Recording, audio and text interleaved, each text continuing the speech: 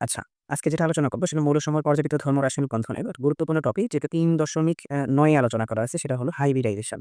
Hybridization যার বাংলা প্রতিশব্দ হলো সংকরণ। সংকরণ। তো এই টপিকটা নিয়ে যারা ফার্স্ট ইয়ার স্টুডেন্ট ১ম থেকেই তাদের মনে অনেক ধরনের কনফিউশন থাকে। আ তো দেখা যাক এটা ক্লিয়ার করা যায় কিনা, ঠিক আছে? তো সংকরণ শব্দটা আসে শঙ্কর থেকে, মেইনলি আসে শঙ্কর থেকে। শঙ্কর থেকে, ঠিক আছে? শঙ্কর। তো এই শঙ্কর শব্দটাকে যদি একটু আমরা বোঝার চেষ্টা করি সেটা কেমন? সে ফর এক্সাম্পল যদি আমরা কপারের সাথে জিংকে মিশ্রিত করি তাহলে কপার একটা ধাতু আলাদা, জিংক একটা ধাতু আলাদা এবং এই মিশ্রিত যে ধাতুটা হবে সেটার নাম হবে শঙ্কর ধাতু। হাইব্রিড মেটাল, ঠিক আছে? হাইব্রিড হবে। আমরা কোনো কিছুর সাথে যদি আরেকটা কোনো কিছুকে মিশ্রিত করার চেষ্টা করি তাহলে এই বিষয়টাকে বলা হয় হাইব্রিড। তো এখানে কারা মিশ্রিত হবে? আমরা জানি যে আমাদের s অরবিটাল আছে, আমাদের p অরবিটাল আছে, আমাদের d অরবিটাল আছে। কয়টা জানলেই হবে। s এর অরবিটাল কয়টা? একটা মাত্র অরবিটাল। p এর অরবিটাল কয়টা? ৩ টা। px, py, pz। d এর কয়টা? এর জন্য d এর xy হয়, dyz হয়, dzx হয় এবং অক্ষ বরাবর থাকে ২ টা। সেটা হলো x² to y² এবং d z²। এখন এক্ষেত্রে আমাদের যে অরবিটাল পাইলাম s orbital, px, py, pz এবং এই যে d এর অরবিটালগুলো ৫ টা, এই অরবিটালগুলো মিশ্রিত হবে এবং নতুন কোনো একটা অরবিটাল তৈরি করবে। যে অরবিটালটা তৈরি করবে সে ফর এক্সাম্পল যদি আমাদের s এবং px মিশ্রিত হয় তাহলে যে সংকরণ হয় সেটা sp সংকরণ। যদি আমার এখানে s plus ps plus py মিশ্রিত হয় তাহলে আমার s এ একটা তাহলে p এ কয়টা? ২ টা অরবিটাল তাহলে sp2 অরবিটাল হবে। s যদি এখন p এর ৩ টা অরবিটাল মিশ্রিত হয় তাহলে px plus py plus pz তাহলে যেটা তৈরি হবে সেটা হলো sp3 অরবিটাল এভাবে বলা হয়। এবং আমাদের যদি এমন হয় কখনো যে আমাদের s এর একটা pa, px, py, pz এবং পাশাপাশি d অরবিটালে যে আমাদের dxy ছিল যেমন bx2 এটাও যদি মিশ্রিত হয় তাহলে তৈরি হবে sp3d। মূল কথা হচ্ছে যে আমাদের যে অরবিটালগুলো মিশ্রিত হচ্ছে, কিভাবে মিশ্রিত হচ্ছে? এখানে s আর px তাহলে sp, এখানে s, px, py, sp2, sp এ ৩ টা অরবিটাল মিশে sp3 এভাবে চলতে থাকবে। ঠিক আছে? তো আমরা একদম প্রিলিমিনারি থেকে শুরু করি। এখানে বইয়ে যেভাবে আলোচনা আছে সেটা, ঠিক আছে? একটু ডেফিনিশন একটু বোঝার চেষ্টা করব। ডেফিনিশনটা সবসময় আলোচনা করব, পুরো এক্সাম্পল দেওয়া শেষ করে দেব। ঠিক আছে? এই হাইব্রিডাইজেশন আমরা যেটা এখানে আলোচনা করছি, হাইব্রিডাইজেশন। ঠিক আছে? আচ্ছা। তো হাইব্রিডাইজেশনটা কি? এটা একটা প্রসেস, এটা একটা পদ্ধতি। ঠিক আছে? এটা একটা পদ্ধতি, প্রসেস। কিসের process? Of mixing orbitals. Mixing orbitals. Orbitals, ঠিক আছে? তাহলে হাইব্রিডাইজেশন ইজ দ্য প্রসেস, এটা একটা প্রক্রিয়া। কিসের? এটা মিক্সিং অরবিটালস। অরবিটালগুলোকে একত্রিত মিশ্রিত করব এবং নতুন কোনো অরবিটাল একটা তৈরি করব, ঠিক আছে? এটা একটা মিক্সিং পদ্ধতি। কাদেরকে মিশ্রিত করব? অ্যাপ্রক্সিমেটলি সেম এনার্জি, ঠিক আছে? Approximately same energy. Same energy. যাদেরকে মিক্সিং করব তারা যেন কাছাকাছি শক্তি হয়ে থাকবে। খুব কাছাকাছি শক্তি হবে। Approximately same energy. উদ্দেশ্য হবে to generate a new set of new set of same number of orbital. Same number of orbitals. Number of orbitals. Orbitals, ঠিক আছে? লাস্ট লাইনটার মিনিংটা জেনে দিই। তার মানে আমরা যে মিক্সিং করব, এই মিক্সিং পদ্ধতিকে বলা হচ্ছে হাইব্রিডাইজেশন। কাদেরকে মিক্সিং করতে পারবো? Approximately same energy. তাদের কি হবে? এই অরবিটালগুলো শক্তি কাছাকাছি হতে হবে। আমরা সমশক্তির অরবিটালের কথা যদি বলি, px, py, pz সমশক্তির orbital, dx, dy, dyz dzx, dxy, dx², y² dz² এগুলো সবগুলো সমশক্তির অরবিটাল। সমশক্তির অরবিটালগুলোকে ডিজেনারেট অরবিটাল বলা হয়। ঠিক আছে? তো এগুলো কাছাকাছি শক্তির অরবিটাল। কাছাকাছি শক্তির অরবিটালটা আমরা মিশ্রিত করব। উদ্দেশ্য টু জেনারেট আমরা তৈরি করতে পারবো নিউ সেট, একটা নতুন সেট তৈরি করব।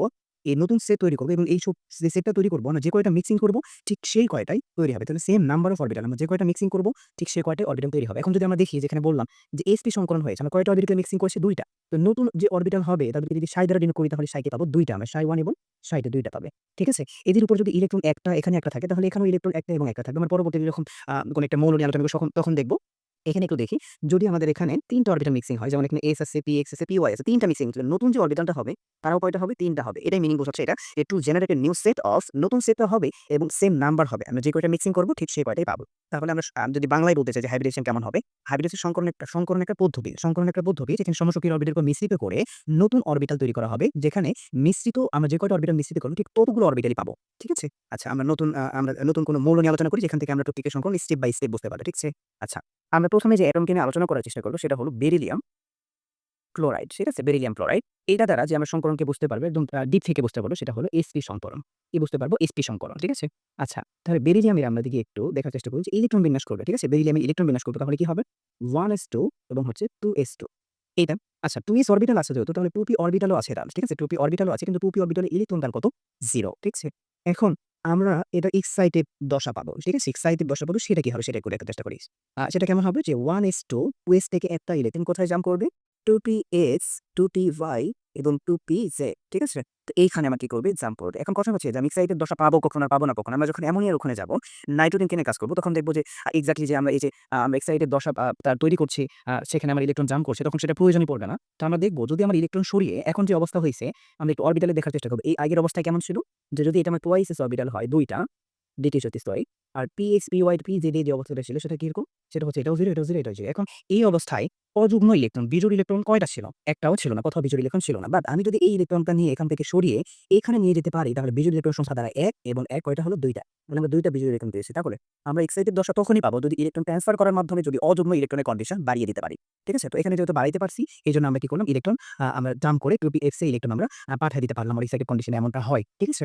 এখন এই অযুগ্ম ইলেকট্রন যে কয় জায়গায় যাবে, তারা যে অরবিটালটা তৈরি করবে তাদেরকে বলা হবে শঙ্কর অরবিটাল। যেহেতু এখানে অযুগ্ম ইলেকট্রন টুয়াইস s এবং টুয়াইস px এ আছে, তার মানে এখানে যেটা হবে মিশ্রিকা হবে সেটা হলো যে এই টুয়াইস s অরবিটাল এবং টুয়াইস px অরবিটাল মিশ্রিকা হবে। তাহলে যে সংকরণটা হবে সেটা হবে sp সংকরণ।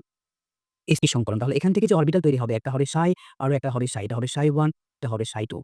ঠিক আছে? তাহলে এখন যদি আমরা ইলেকট্রন বিন্যাস ভালো করে দেখাইতে চাই, তাহলে আমরা এর উপরে ইলেকট্রন 1 দিব, এর উপর 1 দিব। ঠিক আছে? এবারে আমরা জিওমেট্রিক্যাল স্ট্রাকচার এর দিকে একটু বোঝার চেষ্টা করি। তাহলে আমরা যদি বেরিলিয়ামকে আঁকাই, এটা হলো বেরিলিয়াম আঁকালাম। বেরিলিয়ামে ইলেকট্রন আমরা এখন দেখব যে বেরিলিয়ামের অরবিটাল কয়টা পেয়েছি আমরা। সংকর অরবিটাল পেয়েছি কয়টা? এই টুয়াইস p, s আর p আমাদের সংকরণ তৈরি হয়েছে sp। তাহলে যেহেতু s আর p ২ টা অরবিটাল মিশ্রিত হয়েছে, এই যে এই লাইনটার দিকে তাকায়, সেম নাম্বার অফ অরবিটালস তৈরি করবে। তাহলে আমাদের এখানে sp অরবিটাল যেটা তৈরি করবে সংকর অরবিটাল সেটা ২ টা। তাহলে সংকর অরবিটালকে একটু ডিজাইন করে আঁকানোর চেষ্টা করি। তারপর ফর এক্সাম্পল এটা হলো সংকর অরবিটাল।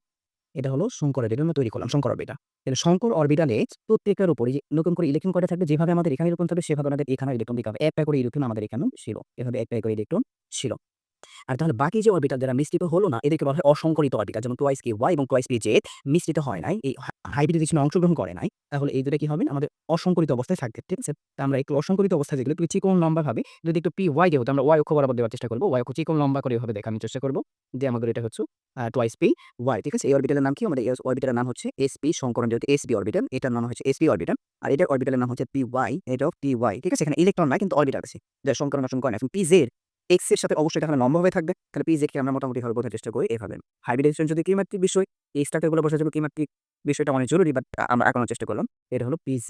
এবং এই যে একটা ইলেকট্রন আমাদের বেরিলিয়ামের এটা সংকরণ শেষ করে ফেলেছি। এখন একটা করে ইলেকট্রন আছে। একটা করে ইলেকট্রন আসলে এখানে যেকোনো যাদের একটা ইলেকট্রন দরকার, যেমন 17 এর কথা বলি।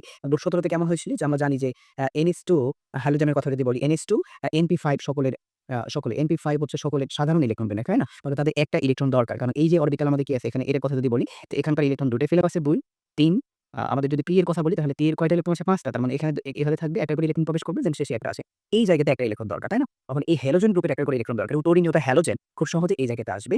ধরি এটা হচ্ছে আমাদের ক্লোরিন, তার মানে এখানে একটা ক্লোরিন আসবে। ক্লোরিন এসে তার কি করবে? এই ইলেকট্রন নেওয়ার মাধ্যমে, ঠিক আছে? একটা যেহেতু দরকার তার, তাহলে এটা নেওয়ার মাধ্যমে এটা পূরণ করবে ও এখানে যোগ গঠন করবে। ঠিক আছে? তো করে তারা যৌগ গঠন করে। তাহলে বেরিলিয়াম ক্লোরাইডের গঠনটা কিছুটা এরকম। এখন একটু দেখার চেষ্টা করি যে আমরা আচ্ছা, আমরা এখানে বেরিলিয়াম ক্লোরাইডকে দেখার চেষ্টা করেছিলাম। এখন দেখেছিলাম যে এরকম বেরিলিয়াম ক্লোরাইড যেটা, সেটা হচ্ছে আমাদের মোটামুটিভাবে এটা হচ্ছে আমাদের বেরিলিয়াম। অরবিটালে ছিল তারা এইভাবে, হ্যাঁ? এইভাবে। এখানে একটা ইলেকট্রন ছিল, এখানেও একটা ইলেকট্রন ছিল। অসংকরিত অরবিটাল কি কথা না বলি, সংকর অরবিটাল নিয়ে কথা বলি।